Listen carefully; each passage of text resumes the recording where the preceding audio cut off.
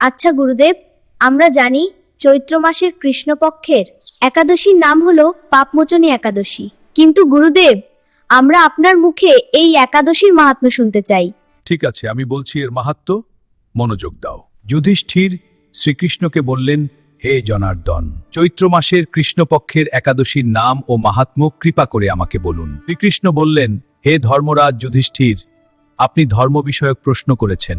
এই একাদশী সকল সুখের আধার, সিদ্ধি প্রদানকারী ও পরম মঙ্গলময়। সমস্ত পাপ থেকে নিস্তার বা মোচন করে বলে এই পবিত্র একাদশী তিথি পাপমোচনী নামে প্রসিদ্ধ। যা মান্ধাতা একবার লোমশ মুনিকে এই একাদশীর কথা জিজ্ঞাসা করেছিলেন। তার বর্ণিত সেই বিচিত্র উপাখ্যানটি আপনার কাছে বলছি। আপনি মনোযোগ দিয়ে তা শ্রবণ করুন। প্রাচীনকালে অতি মনোরম চৈত্ররথ পুষ্প উদ্যানে মুনিগণ বহু বছর ধরে তপস্যা করতেন। একসময় মেধাবী নামে এক ঋষিকুমার সেখানে তপস্যা করতেন। মঞ্জু ঘোষা নামে এক সুন্দরী অপ্সরা তাকে বশীভূত করতে চাইল, কিন্তু ঋষির অভিশাপের ভয়ে সে আশ্রমের 2 মাইল দূরে অবস্থান করতে লাগল। বীণা বাজিয়ে মধুর স্বরে সে গান করত। একদিন মঞ্জু ঘোষা মেধাবীকে দেখে কামবাণে পীড়িতা হয়ে পড়ে। এদিকে ঋষি মেধাবীও অপ্সরার অনুপম সৌন্দর্য দেখে মুগ্ধ হয়ে পড়েন। তখন সেই অপ্সরা মুনিকে নানা হাবভাব ও কটাক্ষ দ্বারা বশীভূত করে। ক্রমে কামপরবশ মুনি সাধন ভজন বিসর্জন দিয়ে তার আরাধ্য দেবকে বিস্মৃত হন। এইভাবে অপ্সরার সাথে কাম ক্রীড়ায় মুনির বহু বছর অতিক্রান্ত হল।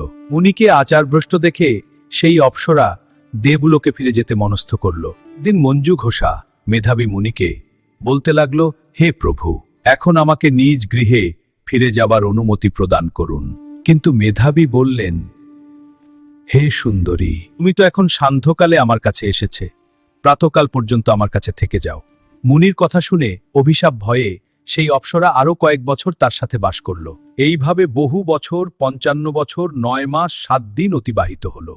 দীর্ঘকাল অপ্সরার সহবাসে থাকলেও মেধাবীর কাছে তা অর্ধরাত্রি বলে মনে হল।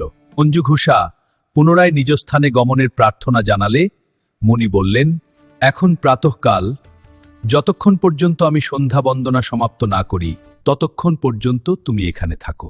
মুনির কথা শুনে ঈষৎ হেসে মঞ্জু ঘোষা তাকে বলল, হে মুনিবর, আমার সহবাসে আপনার যে কত বছর অতিবাহিত হয়েছে তা একবার বিচার করে দেখুন। এই কথা শুনে মুনি স্থির হয়ে দেখলেন যে তার 56 বছর অতিবাহিত হয়ে গেছে। উনি তখন মঞ্জু ঘোষার প্রতি ক্রোধ পরবশ হয়ে বললেন যে, পাপিষ্ঠে, দুরাচারিণী, তপস্যার ক্ষয়কারিণী, তোমাকে ধিক, তুমি পিশাচী হও। মেধাবীর শাপে অপ্সরার শরীর বিরূপ প্রাপ্ত হল। তখন সে অবনত মস্তকে মুনির কাছে শাপ মোচনের উপায় জিজ্ঞাসা করল। মেধাবী বললেন, হে সুন্দরী, চৈত্র মাসের কৃষ্ণপক্ষিয়া পাপ মোচনী একাদশী সর্বপাপক্ষয়কারিণী, সেই ব্রত পালনে তোমার পিচাসত্ব দূর হবে। তার আশ্রমে ফিরে গিয়ে মেধাবী বললেন, হে পিতা, অপ্সরার সঙ্গদোষে আমি মহাপাপ করেছি, এর প্রায়শ্চিত্ত কি তা কৃপা করে আমাকে বলুন। উত্তরে চবনমুনি বললেন, চৈত্র মাসের কৃষ্ণপক্ষিয়া পাপ মোচনী একাদশী ব্রতের প্রভাবে তোমার পাপ দূর হবে। তার উপদেশ শুনে মেধাবী সেই ব্রত ভক্তিভরে পালন করল। তার সমস্ত পাপ দূর হল।